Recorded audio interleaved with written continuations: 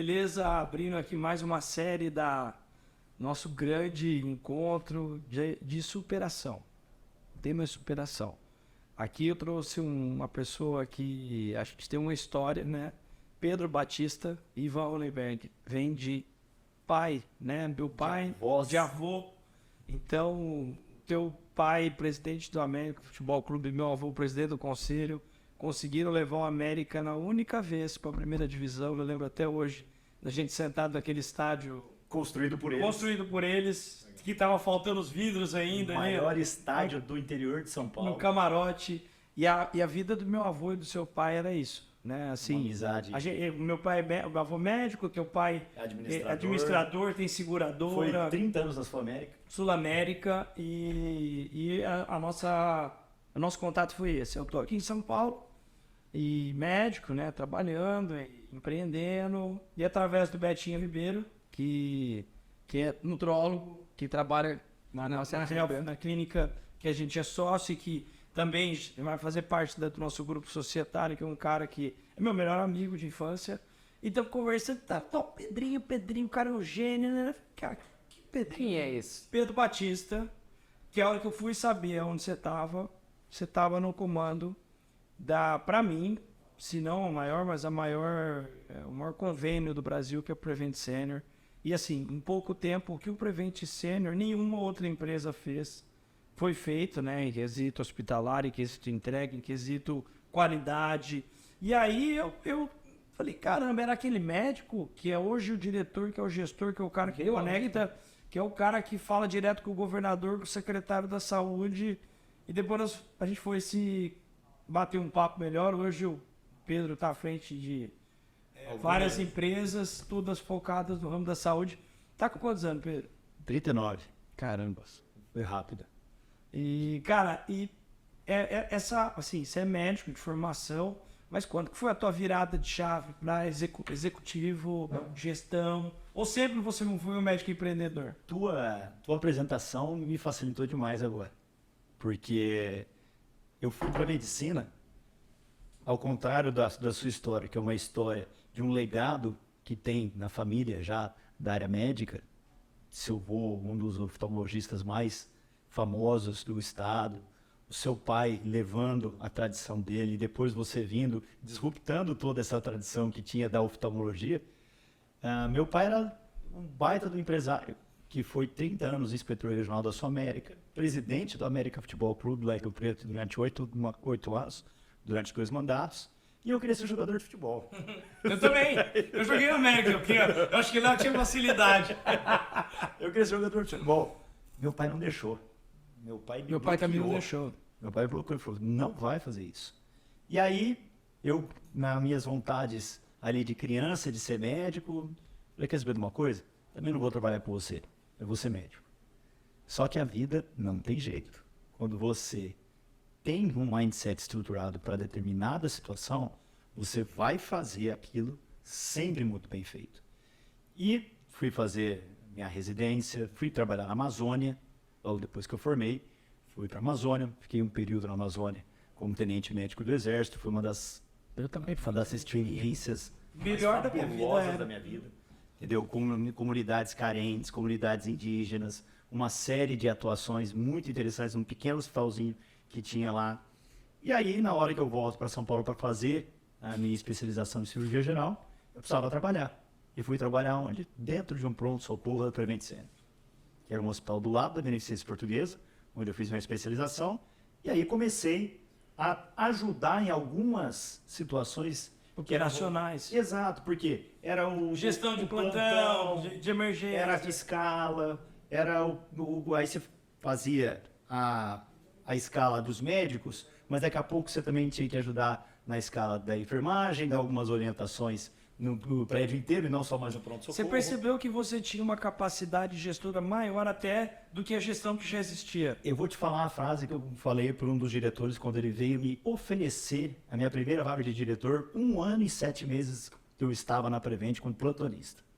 Ele falou assim, você consegue replicar o que você está fazendo para outros médicos? E aí eu falei, consigo. consigo já, inclusive, tenho mapeado quem são os médicos que têm esse mesmo mindset, essa mesma característica de olhar processo e não somente o começo e o fim. Não é só executor, é o executor e o gestor. Exato, porque tem algumas metodologias, e a gente estava falando muito de metodologia aqui antes de começar a nossa conversa. A metodologia de gestão, ela passa por uma série de etapas que precisam estar muito claras na cabeça de quem exerce. O melhor jeito que a gente lá entendeu para fazer isso era tirar um pouco da cabeça de médico desses profissionais e colocar a cabeça de engenheiro. E aí nós fizemos aí um intensivão para mais de 200 profissionais médicos fazerem especializações em Green Belt e Black Belt, que é o entendimento de estruturação Lean Six Sigma. Não médica, né? Não médica, a gente está falando de estruturação proveniente de Fordismo, de Toyotismo, de modelos industriais de melhoria e redução de desperdício em processo. Pô, mas a medicina hoje é só desperdício. A gente está falando que nos Estados Unidos, $1 trilhão de desperdício ao ano. No Brasil, 300 bilhões de reais em desperdício ao ano. Pô, mas então quer dizer que quem melhorar esses processos e tirar esse desgaste do sistema, fica com esse dinheiro no bolso? Não, vai melhorar o sistema. Vai melhorar o sistema e vai ter mais lucratividade. E aí, olha que interessante, quando você fala dessa forma, né, as pessoas que assistem devem imaginar, poxa, tá obstruindo ali um canal, um passo do médico. Na verdade, se for querer entender de verdade, esse processo vai melhorar o sistema de saúde, né? Que, na verdade, eu vivi o sistema de saúde do SUS, eu vivi o sistema de saúde particular, e eu hoje já atendi em hospital de convênio. Tem muito desperdício. Tem muito desperdício por burocracias antigas porque é engessado o sistema, os médicos deixam de fazer coisas que teriam que fazer e faz coisas que não teriam que fazer, muitas vezes pelo sistema. Na sua área, você e seu time hoje são os melhores exemplos desse modelo. O modelo da beleza, o modelo da estética, ele estava também, assim como todos os outros modelos de cirurgia, ortopedia, neurocirurgia, ele também solicitava uma mudança de modelo. Por que a gente explodiu a quantidade de implantes capilares no Brasil nos últimos 5 anos? Por que a gente explodiu a questão da harmonização facial nos últimos 5 anos? Primeiro que não só bons profissionais vieram mostrar suas técnicas, como eles souberam como explodir as suas técnicas para outros profissionais competentes que também queriam fazer a sua diferença ali. Então não se trata de você ser sozinho o melhor, se trata de você sabendo que é o melhor, você conseguir exponencializar. Compartilhar o conhecimento. Exato. Tem que compartilhar. E compartilhar o conhecimento e volumizar ou massificar não significa tratamento ruim, pelo contrário, significa melhor qualificação para lugares, para capilaridades que não conseguiriam ter esse acesso. Aí a importância por trás do conhecimento médico, técnico, de gestão. E aí um passinho antes da gestão, o que você faz muito bem, o que vocês conseguem imputar muito claramente hoje no mercado, que é o quê? Eu faço ciência antes de fazer prática. Eu publico, eu dou aula, eu ensino, eu escrevo livro, eu faço toda a metodologia preparada para que ela seja solidificada e levada para dispersão, para massificação, quando todo mundo já está muito seguro de que aquele processo... A gente não estava sendo gravado, mas a gente estava discutindo sobre uma máquina aqui com o Pedro, e até para fortalecer o que você está dizendo. Quer dizer, a primeira coisa que você disse foi: tem publicação, comprovação. Já tem comprovação, se não tem, faça primeiro. Feito isso, você pode alavancar. E essa é a verdade. Né? Até estou citando isso aí, você como um diretor do Prevent Senior, para mim o teu trabalho foi fantástico. Acabou que no final você tomou as culpas que não era sua, né? Não, mas foi interessante porque naquele momento, quando vem CPI, eu assumi a culpa. E assumi a culpa por quê? Porque eu era o médico, eu era o diretor, e eu que podia explicar corretamente tudo que estava sendo colocado de maneira inequívoca. A chacina midiática que ocorreu, ela foi política, ela não foi médica. Recentemente, há cerca de 2 semanas atrás, nós tivemos a condenação da advogada que criou esse factoide contra a Prevent Senior, e agora ela vai ter que pagar um processo contra a Prevent porque ela foi condenada. Ela não conseguiu provar nada do que ela falou. Então, quando eu tinha certeza lá atrás de tudo que eu estava fazendo, das pessoas que nós salvamos, do nível de atendimento que a gente colocava e de tudo que estava dentro da nossa característica, no meu coração e principalmente na minha consciência, é óbvio que eu fui para frente de uma CPI muito tranquilo e com a cara lavada, porque eu não devia temer e não devia nada para ninguém, pelo contrário. A gente fez um tratamento que foi único. E as investigações depois vieram para comprovar isso. Então, assim, tive uma vida muito feliz lá dentro. Os grandes amigos que eu tenho na minha vida hoje também vieram de lá. Então, eu só tenho a agradecer. Foi um período de crescimento, foram 10 anos de crescimento, foram 10 anos de aprendizado, foram 10 anos as pessoas me entregando toda a estrutura de vida delas para eu poder ajudá-las. Só pra gente, olha que interessante, né? Quando a gente fala dessa crise da CPI, que foi uma chacina mesmo, como você falou, e tenho certeza que 99,9% foi crise Bolsonaro versus anti-Bolsonaros, né? Quando o Bolsonaro apoiava um tratamento e por coincidência o tratamento foi implantado também na Prevent Senior, e aí todo mundo entende que a Prevent é Bolsonaro e vamos bater na Prevent. Eu acho que isso é a leitura. De qualquer forma, você estava ali há 10 anos na direção, não é isso? Mais ou menos? É isso. Me fala uma coisa, e eu vou terminar o raciocínio. 10 anos atrás, quantos usuários a Prevent Senior tinha? 150 mil. E hoje? 2012. Hoje, 550 mil. Para resultados, a gente não precisa mais. Então, o que eu quero dizer, fico até arrepiado, quantos hospitais ela tinha? No entrei eram 4 hospitais. E hoje? Hoje, com os 2 que estão para inaugurar, são 12. E o tamanho muito maior, Sim, as a máquinas. qualidade, o Então, assim, você vê que houve um crescimento de pelo menos 400%. A equipe que foi formada, ela foi uma equipe fantástica. Nós estamos falando de uma equipe fantástica, com atendimento fantástico. Quem é o usuário que eu conheço, também só tenho a falar bem,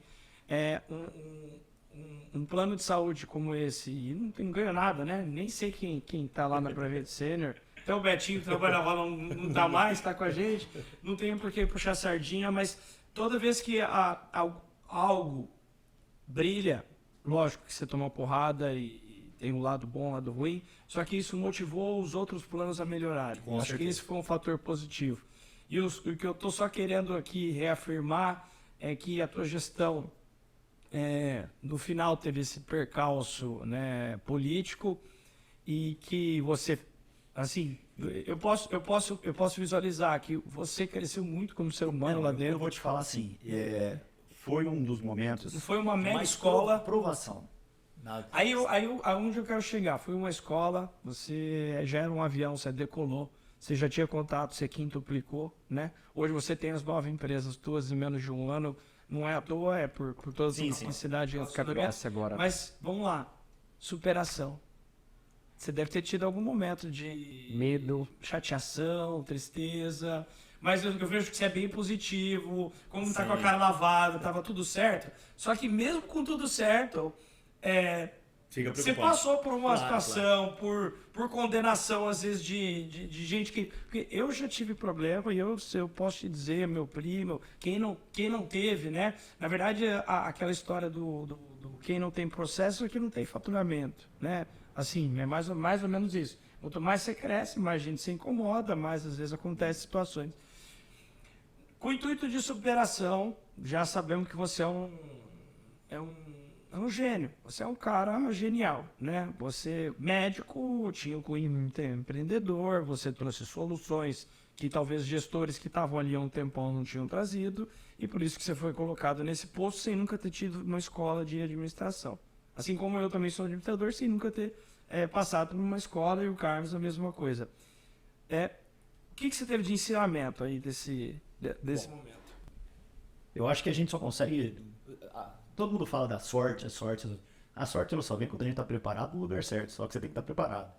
E aí você pontuou, nós não fomos administradores, eu tive que me especializar. Antes de eu passar por tudo isso, eu tinha feito a especialização em gestão de saúde e gestão em políticas de saúde na Universidade de Miami, que é um dos melhores MBAs hoje de gestão de saúde do mundo. E eu tinha acabado de sair, tinha visto uma série de padrões de crise lá que eles passavam muito claro pra gente. E acontece isso com a gente. Eu não tinha dúvida alguma de qual que era a minha função como médico e como gestor. Então, chegou o momento de que tudo aquilo tinha passado. E o momento mais crítico para mim foi: preciso sair. A partir de agora, eu já preciso me desvincular porque tenho 2 filhas pequenas. Estava com uma filha de menos de um ano quando eu tomei a minha decisão de sair. E por que eu tomei a decisão de sair? Porque eu vi que eu era tão querido pelas pessoas que eu ajudei a cuidar durante 10 anos e que eu era tão bem referenciado e que eu tinha tantas pessoas que me ligavam, me perguntavam: Pedro, e agora? O que você vai fazer? E eu falei: bom, agora eu tenho a confiança, porque ao invés das pessoas A se decisão de afastarem, sair foi sua. foi minha, Foi totalmente minha. Ninguém falou pra você. Na verdade, assim, eu tinha muitos amigos que me conheciam, que me falavam o seguinte: falaram: Pedro, cara, tá na hora de você voar sozinho. Você precisa agora fazer sua carreira. Cara, você já fez muito, entendeu? Não tenho certeza que os donos lá, eles são extremamente gratos a você por tudo que você fez. São 2 irmãos, né? São 2 irmãos. São 2 irmãos. São os caras que eu mais agradeço na minha vida, porque foram os caras que me deram toda a oportunidade de eu fazer o meu crescimento do jeito que eu fiz. E eles Sempre te deram autonomia. sempre, sempre. Eles eram muito conscientes de tudo que a empresa estava acontecendo e a empresa estava evoluindo. Volto a dizer, tínhamos um time fantástico.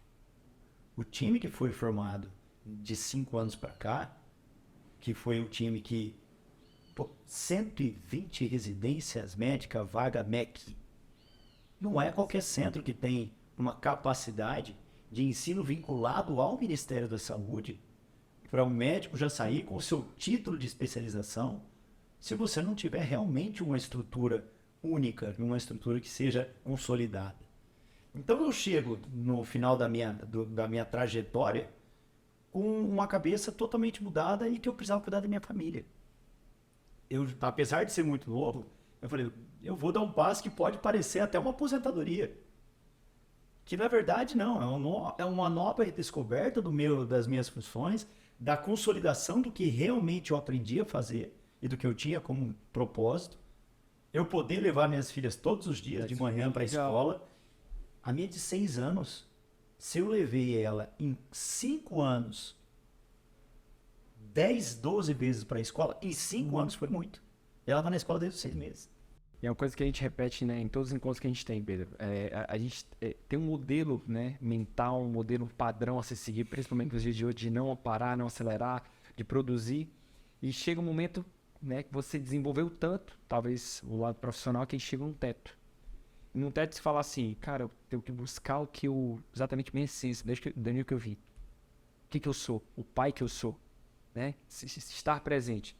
E esse quadro é exatamente um momento de a gente falar sobre dores, porque dor realmente conecta. Você é um puta case, né, em relação a como médico, como gestor, como empresário. E o lado humano, né? É isso que você falou. Cara, chegou um momento que não era mais isso. Isso chegou um momento que eu cheguei no teto.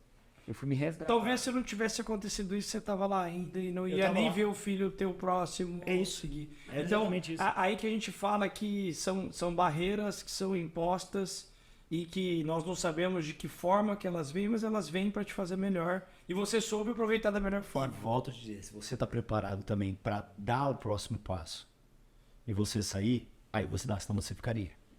Eu fui o único que saí. E deixa eu te perguntar, se você fizer um trajetório, um histórico, né? Você tinha tudo para melhorar, né? Performar mais dentro da empresa. E essa decisão foi tão importante, mais pro lado profissional, pro lado família, ou a junção dos dois? E você vê, hoje o Pedro é um cara mais forte, é um cara mais assertivo, é um cara com cabeça mais, sabe? O quebra-cabeça parece que se formou e fala assim: cara, é isso. Eu vou fazer uma leitura, sem te conhecer. Eu acho que era tudo que ele queria, ele não sabia como. Mas era exatamente isso, não tinha como eu juntar o Pedro família se o Pedro empresário não abrisse mão, tá, daquele momento. Que é a maior dificuldade que a maioria das pessoas tem. Né? Sabe uma coisa que passou na minha cabeça? Assim, eu passei por E muita gente tem medo de perder a estabilidade para ir para uma instabilidade. Mas no teu caso, você já tinha tanta certeza da tua capacidade que você falou, eu demorei para dar espaço. E para quem acha que tem alguma estabilidade em cargo, é efêmero. Isso vai passar tão Vamos rápido, trocar já já. tão rápido quanto seu filho vai crescer. Entendeu? Então a gente não é nada, a gente está em alguma coisa. É sempre lembrando disso. Então, logo que eu assumi lá atrás, em 2013, a primeira direção de pronto-socorro, eu falei, nossa, eu com 29 anos estou assumindo uma direção de pronto-socorro. Só que não era um pronto-socorro, eram os pronto-socorros da rede. E aí, daí a pouco, eu fui para a direção clínica, agora eu sou diretor clínico, direção técnica, e superintendência, e diretor executivo. A hora que chegou em diretor executivo, eu falei, cara, agora eu tenho que mudar até o modelo da direção executiva, porque a empresa, ela tem uma característica que era o sonho dos meninos expandirem. Pô, vou pegar essa cesta para debaixo da minha asa e vou fazer a expansão da empresa. E aí foi Rio de Janeiro, aí foi Brasília, foi Curitiba. Então foi a mudança. Na hora que você senta numa poltrona, não ache que você vai fazer. E se você não tiver autonomia também para fazer mudança, Não adianta nada. não adianta nada. Melhor você ir ficar na cadeira, né? Fica igual a Aninha. Recebi proposta para outras operadoras quando saí de lá, só que a primeira coisa que eu perguntei, eu tenho autonomia? Não. Eu posso fazer do jeito Qual que é eu o acho? budget? Eu acho certo. Posso ter minha equipe? Não adianta. Se não, não adianta. É igual você ter sociedade com sócio que ou não pensa como você, ou não tem mente aberta como você, ou vai te barrar.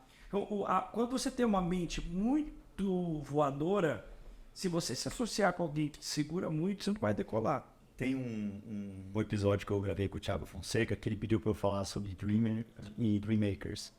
Tá? Lembra que sociedade é pior que casamento. O contrato hoje de você entrar numa empresa, ele muitas vezes, ele é mais difícil de quebrar do que você fazer uma separação.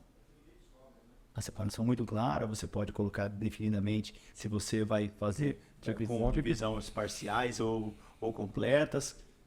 Sociedade não. Sociedade, ainda mais se você tiver um bom relacionamento com o teu sócio por um tempo e depois vocês mudam a mentalidade, ou vocês destroem a empresa, ou vocês chegam em alguma situação que um dos dois vai sair. Ou sair de vez da sociedade, ou sair de vez da gestão. E isso tem que ficar muito claro. Quem é o seu sócio hoje em dia, com quem você está fazendo sociedade. Pensar no futuro já da sociedade. Já pensa imediatamente. Você é aquela pessoa que você quer. Eu acho que assim, quando eu até te falo de sociedade, né, assim, eu penso muito bem a hora que eu me associo. Primeiro, eu tenho alguns pilares. Eu gosto de me associar primeiro a quem eu confio, porque se você já não confia, já não vai dar certo. Segundo, alguém que tenha capacidade, tanto quanto a minha ou maior, né, que eu sempre procuro buscar pessoas que têm esse conhecimento que eu não tenho. E o terceiro pilar de entrada é smart money. Eu até prefiro pessoas que tragam um valor de conhecimento maior, mas se não também financeiro. E o quarto e último pilar de sociedade que eu acho super importante é dedicação de tempo. Porque muitas vezes o cara, eu vou ter teu sócio, mas não tem tempo e no final você só vai brigar com ele. Para fazer valer a pena. Eu vou dar o exemplo do que aconteceu no meu caso, tá? Esse um ano. Eu pulverizei em modelos de negócio que eu tinha conhecimento. Saúde. Então, nós estamos falando de diagnóstico, nós estamos falando de farmacêutica, nós estamos falando de tecnologia, nós estamos falando de cuidado em instituições de longa permanência para idosos, que são residenciais. Então, eu não saí do meu core. Eu não saí da onde eu tinha maior conhecimento e da onde eu tinha mais capacidade de fazer mudança. E o modelo de entrada nas sociedades, ele foi tão natural quanto o meu modelo de entrada lá 10 anos atrás numa operadora de saúde. O que a operadora de saúde precisava de mim? Ela precisava dessa função naquele momento que era médico de pronto-socorro. O que as empresas precisam de mim? Ela precisa de potencializar o mercado? Ela precisa de entrada em fornecedor? Ela precisa de cabeça para mudar modelo de gestão? Para cada empresa que você entrou, provavelmente você entrou com uma solução, que você tem de experiência. Exatamente. E o principal, que foi a primeira coisa que eu levantei a mão e falei, eu sou somente um sócio investidor. E nenhuma delas, nesse momento, eu tenho qualquer interesse de entrar como executivo. Porque senão você não consegue ter várias empresas. Senão não Porque a hora que você virar um executivo, você não vai poder lidar com outras Todo empresas. mundo pensa, nossa, mas isso não é complicado? Eu não estou na gestão Você executiva. ali fica de conselheiro para um Eu sou executivo. conselheiro, É isso. exatamente. Aí você consegue abrir mais teu leque. Exatamente. É isso. E você começar a pegar exemplos diferentes. Eu estava contando, né? Eu acabei de voltar do South by Southwest, que o brasileiro chama de SXSW, em Austin, no Texas, que é um dos maiores eventos do mundo de tecnologia, de novos modelos de economia, de cultura. E é impressionante o quanto as pessoas lá que estavam no mesmo grupo que nós eram multifacetadas também. Com 3, 4 modelos de negócio em áreas diferentes, mas sempre Se completam, né? uma complementaridade. Uma linha de conexão. Então, assim, já que a gente está falando para muito médico, já que a gente está falando para a sociedade que hoje investe e que tem hoje uma cabeça que quer evoluir fora da sua casinha, então façam o seguinte, comecem a se associar a pessoas que tragam essa complementaridade para você e, principalmente, comece a ficar próximo de outros modelos de negócio. Porque senão você não consegue, às vezes, encontrar uma solução que do padrão atual, fazer a mesma coisa do mesmo jeito, não vai gerar resultado diferente.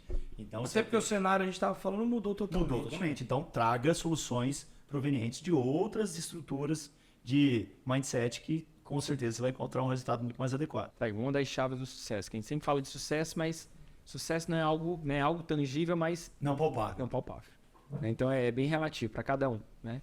Então a mente mais aberta, né? A forma de você conseguir resolver problemas. Você fala, mas existe modelo pronto? Se não existe, tá aí o oceano azul, né? Então eu vou criar um modelo para responder exatamente aquela dor do mercado, da população. O melhor modelo de sucesso é onde tem dor e onde tem solução. É isso. E aí, quando você tem um modelo já na sua mão, oportunidade. que é o teu core, e você pode agregar pessoas que tragam esse valor, E com a complexidade de demanda que a sociedade tem cada vez mais colocado em pauta, o que não falta é problema. é isso. O que não falta é problema. Entendeu? Só que tira daquela dor realmente algo que seja financeiramente adequado. Não adianta a gente também ver uma dor, acha que... Que ninguém tem ou que pouca gente tem. E não, é o meu problema. Na verdade, você criou um problema para inventar uma E solução. mesmo quando a gente vem com uma solução, as pessoas acham que a ideia é a solução e as pessoas resolvem. Meu amigo, você tendo tudo a teu favor, é 3 anos de muito trabalho. Eu brinco, falo que toda empresa é igual um bebezinho. Você não pode criar 3 ao mesmo tempo. Você cria uma, desenvolve ela começou a andar, você já vai lá, cria outra. Tem gente que quer criar, às vezes, 6 coisas ao mesmo tempo. Esquece. Não funciona. Não tem a menor condição. Uma das empresas que eu acabo dedicando muito tempo, até porque é disruptivo o modelo. A gente está falando de interoperabilidade em saúde. Isso um dia, a gente está falando de 3 a 5 anos, a gente está falando de 2030, tá? Isso vai ser a base do que nós falamos hoje, Open Health. Tá? Então, só para dar um paralelo, Open Bank foi quando os principais bancos brasileiros criaram as suas trocas de informação para justamente avaliar risco e avaliar crédito de nós, dos usuários. Tá? Isso vai acontecer na saúde. Quando entrou no mesmo jogo as maquininhas de cartões, os outros players do sistema financeiro, transformou-se em Open Finance. A saúde, ela passa por uma reestruturação que todos os grandes players, eles criaram bancos de dados porque eles acharam que eles eram os donos do dado. Quando vem a Lei Geral de Proteção de Dados, ela vira para o Ivan e fala, Ivan, você é o paciente e o dado é seu. Aquela empresa que você fez seus exames, aquele hospital que você teve o seu atendimento como paciente, ele é só o cuidador do seu dado. Ele só tem a tutela do seu dado. O dono do dado é o paciente. Então, a hora que você quiser aquele dado, você pode ir lá e pegar. Isso já está legislado. Isso já está aprovado. A LGPD ela já coloca isso para a gente. Muito bem. Como que eu faço, então, para estruturar uma grande rede de dados, sendo que só o Ministério da Saúde do Brasil tem mais de 2.800 sistemas que se correlacionam hoje. Sem falar... 2.800 é coisa pra caramba. Entendeu? Então, Sem falar do particular. sem falar do deve particular. ter mais ainda. Se eu falar do particular, se você pegar cerca de 200 hospitais... Cada clínica usa um sistema. Cada clínica usa um sistema. É isso que a gente está falando. E a gente está falando de um E sistema você de está falando em prontuário unificação de tudo isso, que vocês estão desenvolvendo há muito tempo. que, na verdade, olha que colocação interessante que você falou. Primeira coisa que todo mundo pensa, unificação. Na verdade, a saúde, ela é originalmente descentralizada por natureza. Ponto. Na sua clínica você tem um prontuário, na minha clínica... Cada um tem segue o outro, modelo que cada quer. um segue o modelo que quer, dentro de uma estruturação técnica que foi colocada. Porém, muitas vezes por preço, muitas vezes por acesso, cada um foi colocando a sua base de dados em um lugar. Na hora que a gente está falando de descentralização, a gente também deve pensar qual era o modelo que você ia desenvolver. A gente resolveu desenvolver em blockchain. Por que desenvolver em blockchain? Porque o blockchain ele te dá a possibilidade, na sequência, de você conectar todas essas cadeias que estão com as bases de dados e você ainda gerar para o paciente o token dele. Para você gerar um digital twin. Quem está escutando essa palavra pela primeira vez, digital twin, trate de procurar, trate de aprender, porque a gente está falando do componente que vai guardar todos os nossos dados de saúde daqui para frente. O nosso gêmeo digital, que é a expressão digital de tudo que a gente faz em saúde, ou depois tudo que a gente faz no banco, na hora que essas informações se cruzarem, nós estamos falando de alguma coisa que ela é sem precedentes. Eu sei que o Ivan, ele precisa tomar o remédio para hipertensão, e o Ivan foi numa loja de doce e comprou 200 gramas de chocolate. Aí o Dr. Carlos vai me pegar nessa conexão. Você entendeu? É isso que a gente está falando. E eu acho que isso aí, cara, apesar de controlar mais ainda, né, os seres humanos, vai trazer para nós soluções muito positivas. Imagina o Ivan falando pro Ivan, o Ivan digital, falando pro Ivan, Ivan. você tá se humano, enganando. Falando, Ivan, eu falando para você, e eu te conheço tão bem quanto você. Então, eu acho que está na hora de você começar a se cuidar melhor. Então, você imagina o quanto é difícil um projeto desse tamanho. Tá? É extremamente complexo. Você tem variáveis dentro de um condomínio. Você imagina num bairro, aí você pensa numa cidade, aí você fala num estado e num país. Então, só para vocês entenderem que na hora que você vai para um modelo disruptivo, você vai enfrentar muita resistência. Com certeza. Então, o que eu estou falando para todo mundo veja bem, 3 anos é o mínimo, tá? 3 anos é o mínimo para você começar a entender qual que é o seu modelo. Qual que é o seu modelo comercial? Qual que é o seu modelo de tecnologia? Qual que é o seu modelo de operação? Qual que é o seu modelo de venda? Para todo mundo estressar, e aí, com equipe de campo, estressando e puxando Você vai ao trazendo máximo ali as soluções aos problemas. informação, exatamente. Pedrão, você é um cara fantástico. Achei que você fosse mais velho pela tua capacidade, né? Até um dia eu estava numa reunião com um dono de um grande hospital e ele com seus 70 e pouco, ele falou, 76 mesmo, o que você tem? Eu fico feliz eu gosto de conversar com gente assim que eu vou aprendendo, né? É uma mentoria, né? A nossa conversa é uma mentoria. Obrigado pela tua presença, parabéns pela sua trajetória. Espero poder estar mais do seu lado para roubar o meu lado positivo de conhecimento. E tenho certeza que empreendedor como você, como eu sou, como o Carlos nós vamos fazer muita coisa junto. E muita coisa junto, não só financeira, mas de bem para o universo. É isso aí. Que no final da vida é isso que... Nós vamos deixar uma última frase mesmo. Se você não sabe tratar pessoas, não sabe lidar com pessoas, você tem caminho totalmente errado, esquece. Tá? A gente vive um mundo, por mais tecnologia que tenha, o mundo ele fica tentando facilitar a vida das pessoas e nós ficamos tentando dificultar a vida das pessoas, é isso? O ser humano fica tentando boicotar um outro enquanto a tecnologia está sendo criada para facilitar a sua vida, para melhorar a saúde, para melhorar a comunicação, para melhorar a atenção. E a gente, como ser humano, nós que estamos então prejudicando toda essa situação, então assim, a gente precisa dar um passo para trás, olhar sempre para quem está do nosso lado, pensar sempre nos outros, para a gente depois começar a voltar a pensar o que eu quero, o que eu vou fazer, que eu não quero nem saber. Não funciona mais assim há algum tempo. As pessoas precisam focar em quem está do lado, quem está precisando de apoio. Pode dar apoio que você sempre vai receber em dobro, triplo, porque o que a gente faz, a gente paga aqui. O que a gente faz, te leva. E eu acho que uma das principais mensagens que você deixou, pelo menos para mim, Pedro, foi exatamente falar assim, eu cheguei no topo, né? numa carreira, eu passei por momentos de dificuldade, eu aprendi com a dificuldade, eu me reinventei, eu utilizei aquilo ali como força motriz. Mas a base principal foi pegar minha filha, voltar a levar ela para a escola. E é isso. Esse, na verdade, é o principal combustível, né? Nós somos seres emocionais. Nós não somos seres racionais. E nós estamos cada vez mais se tornando mecanicistas, tá? Mas é um movimento que vai, mas vai bater no teto. E todo mundo está chegando no teto. Nós estamos batendo e voltando Volta. para a essência, não é isso? Só tenho que agradecer a tua presença. Parabéns pelo cara, pela pessoa. E não vamos bater no teto não, gente. Vamos ficar ali naquele local que a gente é feliz, que a gente sabe ganhar o tanto que a gente precisa, que a gente consegue ajudar todo mundo que a gente pode. Ali é mais É adequado. o equilíbrio, ó, daquele mapinha ali. Sabe, amor? Pega o mapa aí pra gente.